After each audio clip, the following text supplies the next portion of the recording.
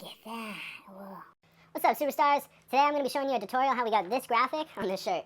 So for heat presses, it's already been a fan favorite for most of our videos, but you know we had to go with the Heatmaster Prisma with its 16 by 20 layout, as well as also its 10-inch pullout. It was already a no-brainer, as well as also its capability of threading shirts. And I did just thread that shirt there, but I do have to align it properly. So one thing to notice, the shirt does have wrinkles, so to get those pesky wrinkles out, just a quick heat press, not that long, and bam. So what we're going to be doing is just using our aligning tool. We're going to put it towards the middle of where the color would meet.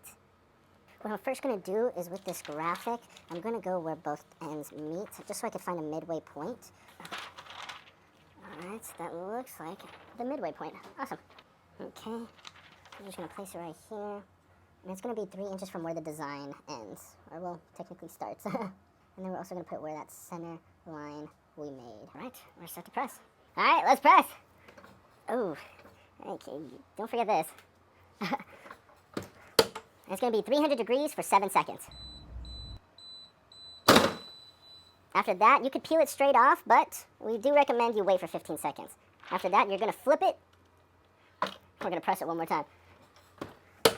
Same thing, 300 degrees for 7 seconds. This is just really going to embed the graphic on towards the shirt. After that, you're set. Alright, so let's take a look. So what we're really looking for is these lines.